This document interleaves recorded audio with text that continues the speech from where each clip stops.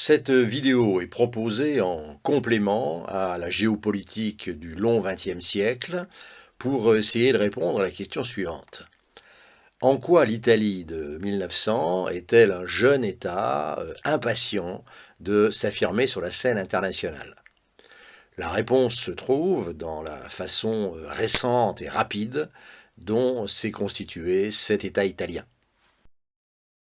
De la dislocation de l'Empire romain au IVe-Ve siècle jusqu'au milieu du XIXe siècle, il n'y a jamais eu d'État italien unifié. Le morcellement que nous voyons sur cette carte de 1789, avec 17 entités politiques différentes, ce morcellement a été permanent. Bien sûr, avec des limites, des frontières différentes, mais le morcellement a été permanent. Pourquoi un si long morcellement alors que, à la même époque, à la fin du XVIIIe siècle, la France ou l'Espagne sont unifiées depuis longtemps? Eh bien parce que les forces qui ont été à l'œuvre dans la péninsule italienne n'ont jamais eu de projet italien, de projet à l'échelle de la péninsule. Il y a eu un projet universel, la Renaissance de l'Empire romain. C'est le sens de la constitution au Moyen Âge du Saint-Empire romain germanique. Autre projet universel, celui de la papauté, unifiée autour de Rome, la papauté occidentale, la papauté catholique. Il y a eu un projet local, celui des villes du nord de l'Italie, surtout à partir du XIVe siècle, mais des villes qui sont toutes rivales entre elles et qui sont jalouses de leur autonomie. Enfin, il y a eu l'intervention des puissances extérieures à l'Italie. Dans l'Europe moderne, c'est-à-dire l'Europe d'avant le XIXe siècle, l'espace central européen, qu'il soit allemand ou italien, est divisé. Et donc il est tout naturellement un lieu d'instabilité et d'intervention des puissances extérieures qui y défendent leurs intérêts et y soutiennent leurs protégés. Pour l'Italie, les puissances extérieures qui interviennent sont plus précisément l'Espagne, la France et l'Autriche, ou plus précisément la dynastie de Habsbourg. Quant à savoir si, au-delà de ce morcellement, il existe une nation italienne, c'est une question que personne ne se pose, au moins jusqu'à la fin du XVIIIe siècle. L'Italie, telle qu'elle existe en 1789, est donc profondément divisée, avec au centre les États du pape, au sud le royaume de Naples, Naples où règne une branche des Bourbons d'Espagne, au nord les vieilles républiques maritimes de Venise et de Gênes, auxquelles on peut rajouter Raguse, l'actuel Dubrovnik. Mais le nord est très marqué aussi par les influences extérieures. Le Milanais, en 1789, appartient à l'Autriche. La Toscane a un prince autrichien. Le royaume de Sardaigne, en fait de Piémont-Sardaigne, est dirigé par la maison de Savoie, très liée par les mariages à la maison des Bourbons de France. Quant aux ducs de Parme et de Modène, ils sont liés tout à la fois aux Bourbons de France et aux Bourbons d'Espagne. La Révolution française et l'idée de souveraineté nationale devaient évidemment bousculer l'Italie, surtout à partir du moment où la France porte la guerre contre l'Autriche dans la péninsule. C'est la campagne d'Italie de 1796-97 qui révèle le génie militaire de Bonaparte. Personne n'a, mieux que Stendhal, évoqué le choc provoqué en Italie par l'irruption des armées révolutionnaires. Écoutons les fameuses premières lignes de la Chartreuse de Parme.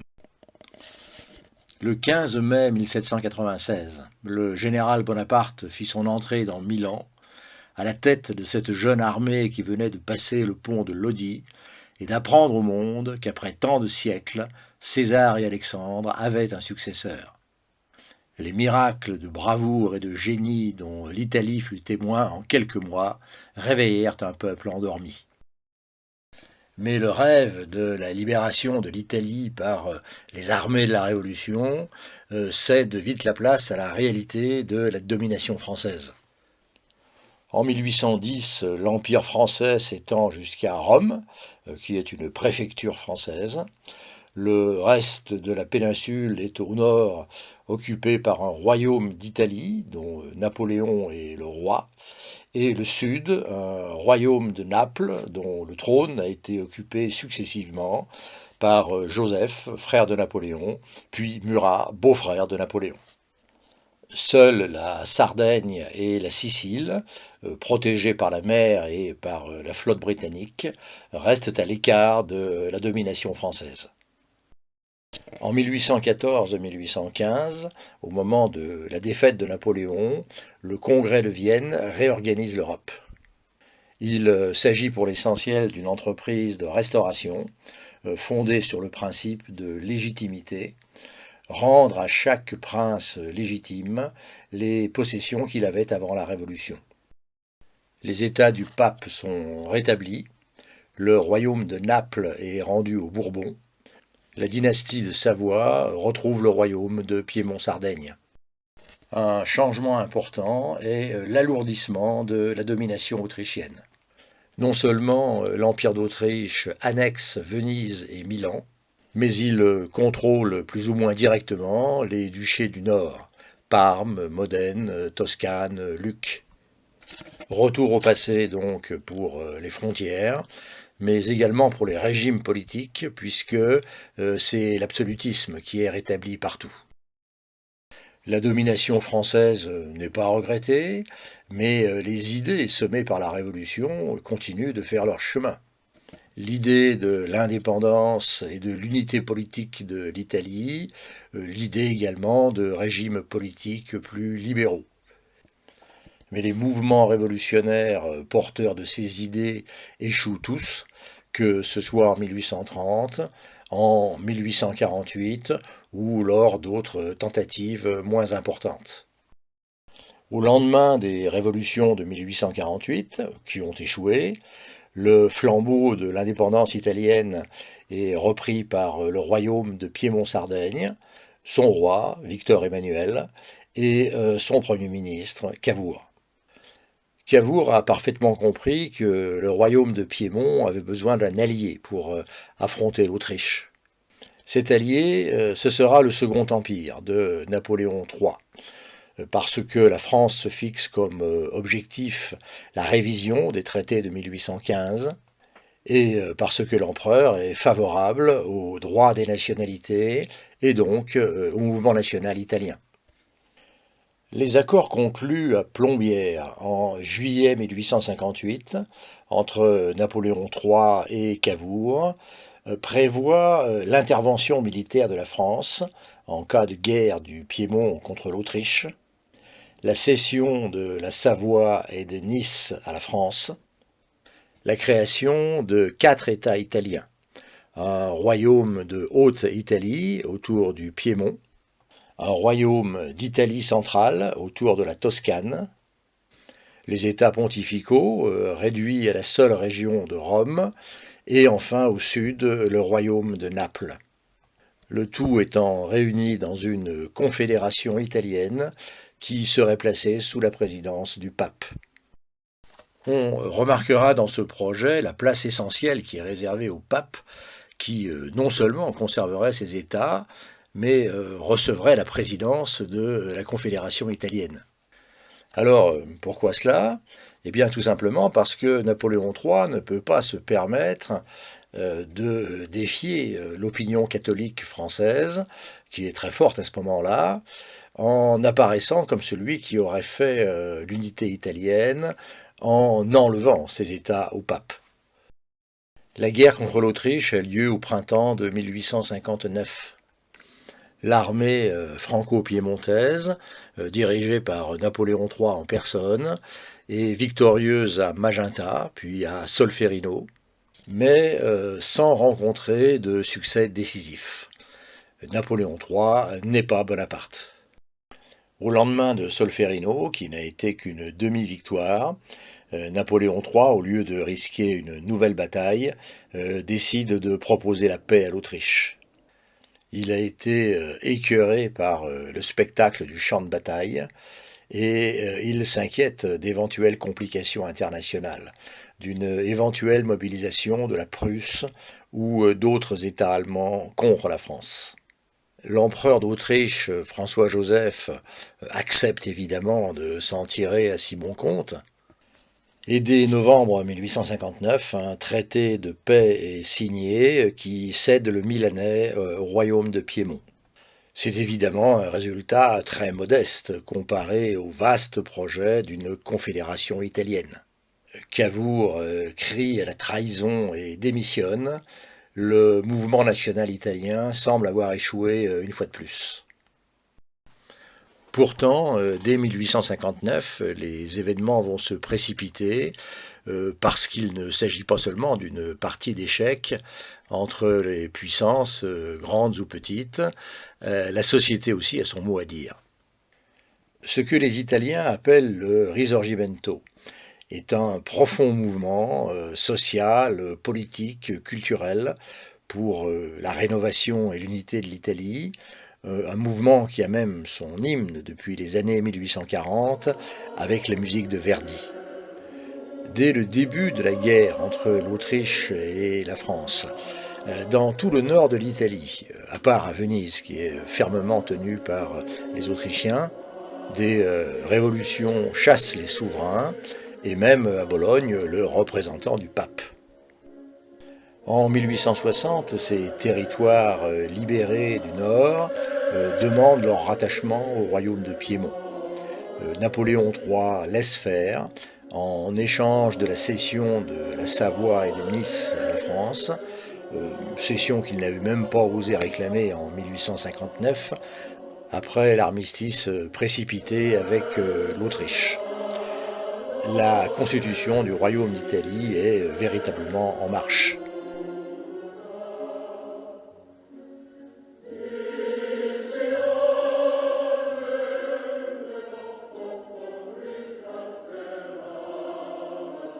Reste le centre et le sud de l'Italie. Là aussi, les choses vont se passer de façon révolutionnaire, sous l'impulsion d'un des héros les plus flamboyants de l'histoire de l'Italie, Garibaldi. En 1860, Garibaldi organise une expédition de 1000 volontaires à partir de Gênes pour aller soulever la Sicile contre les Bourbons. Cavour, qui est revenu aux affaires, est parfaitement informé de cette expédition révolutionnaire, mais il laisse faire, en prenant un risque, parce que Garibaldi est républicain et révolutionnaire, ce n'est pas le meilleur soutien possible pour le roi de Piémont. En mai 1860, la petite expédition parvient en Sicile et soulève l'île où ont déjà eu lieu plusieurs mouvements révolutionnaires contre les Bourbons. Au fil de ces succès, la petite troupe des 1000 se gonfle de nouveaux volontaires. Ils sont 35 000 lorsqu'ils parviennent à Naples en septembre 1860 et ils en chassent les Bourbons. Avec le succès du mouvement révolutionnaire dans le sud, apparaît toute l'habileté de Cavour qui a laissé faire Garibaldi. En effet, Garibaldi, c'est la Révolution, c'est la République, et c'est une perspective qui n'enchante pas Napoléon III. Cavour se sert de cette crainte pour faire accepter par Napoléon III l'entrée des troupes du Piémont dans les États du pape pour aller à la rencontre des troupes de Garibaldi. L'argument est simple, mieux vaut le roi Victor Emmanuel que le révolutionnaire Garibaldi. Les deux hommes se rencontrent près de Naples le 26 octobre 1860 et, au nom de l'unité italienne, Garibaldi reconnaît Victor Emmanuel comme roi d'Italie. Cavour a gagné sur toute la ligne, ou presque, En mars 1861, le royaume d'Italie est proclamé, après des plébiscites qui ont approuvé l'unification à une écrasante majorité. Il manque encore à l'Italie, et c'est important sur le plan symbolique, la Vénétie, qui est toujours autrichienne, et la région de Rome, dernier vestige des États pontificaux. En effet, Napoléon III a fait savoir qu'il n'accepterait pas que l'on enlève Rome au pape. La ville est défendue à la fois par un contingent français, un régiment de l'armée française, et par des volontaires venus de toute l'Europe et même d'ailleurs, les zouaves pontificaux, qui, avec leur barbe, nous apparaîtraient presque comme les djihadistes chrétiens du XIXe siècle. En 1866, lorsque éclate la guerre entre l'Autriche et la Prusse, l'Italie y voit l'occasion de récupérer Venise. Elle déclare la guerre à l'Autriche, elle est vaincue sur terre et sur mer, mais, et c'est le plus important, l'Autriche est elle-même vaincue par la Prusse et l'Italie peut récupérer Venise au traité qui est signé en octobre 1866. Quant à Rome, il faut attendre 1870, la guerre entre la France et la Prusse. La France est obligée de retirer la garnison qui protégeait le pape. Immédiatement, l'armée italienne occupe Rome. Le pape oppose une résistance symbolique, mais résistance tout de même, pour bien montrer qu'il n'accepte pas le coup de force contre sa capitale. La situation ne sera normalisée avec l'État italien qu'en 1929, avec les accords du Latran. Mais dès 1870, l'Italie a organisé à Rome un plébiscite qui a donné une majorité écrasante en faveur du rattachement. À la fin du XIXe siècle, l'unification est achevée, du moins l'unification des territoires incontestablement italiens. Mais il reste encore dans le viseur des nationalistes de la péninsule d'autres territoires dont le caractère italien est moins évident.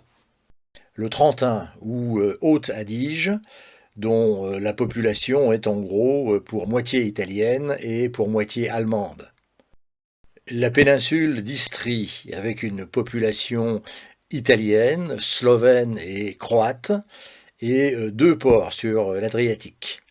Trieste, qui est plutôt italienne, Fiume, devenue depuis Rijeka, dont la population est mi-italienne, mi-croate. Et puis toute la côte dalmate, qui fut autrefois vénitienne, et où il y a toujours eu des communautés italiennes. C'est l'ensemble de ces territoires que les nationalistes italiens appellent terres irrédentes, d'un terme italien qui signifie terre non libérée. Bon, ce qui est une façon un peu rapide de qualifier ces territoires. Après 1870 et jusqu'en 1914, l'Italie est prise entre deux antagonismes. Avec l'Autriche-Hongrie à propos des terres irrédentes, mais aussi avec la France à propos de la Tunisie, devenue protectorat français en 1881, malgré l'existence d'une forte communauté italienne. L'Italie hésite, participe à la triple alliance avec l'Allemagne et l'Autriche-Hongrie, se déclare neutre en 1914, puis entre en guerre aux côtés des Alliés en 1915, après que le pacte de Londres lui ait promis l'essentiel des terres irrédentes. En 1919, l'Italie reçoit le Trentin et l'Istrie, avec Trieste, mais pas Fiume. Quelques îles sur la côte dalmate, mais pas tout ce qui était attendu. Il y a là une déception qui fournit au fascisme italien un de ses arguments, celui de la victoire mutilée. Fiume change plusieurs fois de main et est finalement annexé par l'Italie en 1924. Le gouvernement fasciste n'a pas de revendication officielle à l'égard de la France, mais la presse développe une campagne réclamant la Tunisie, Nice, la Savoie et même la Corse. En juin 1940, Mussolini croit profiter d'une aubaine en entrant dans la guerre alors que la France est déjà vaincue. Mais la participation de l'Italie au conflit est désastreuse. Après 1945, il y a un prix à payer, un prix territorial, mais relativement modéré. La péninsule d'Istrie devient yougoslave. La ville de Fiume prend le nom slave de Rijeka. La Yougoslavie et l'Italie se disputent Trieste. Après de longues tractations, un compromis est trouvé en 1954, la ville et le territoire de Trieste restant à l'Italie. Avec la France, l'agression de 1940 se paie de quelques rectifications de frontières dans les Alpes, rectifications mineures mais symboliques. À l'entrée du comté de Nice et de la Savoie, que l'Italie fasciste avait revendiqué, la frontière qui était au sommet des cols est ramenée au pied des cols côté italien.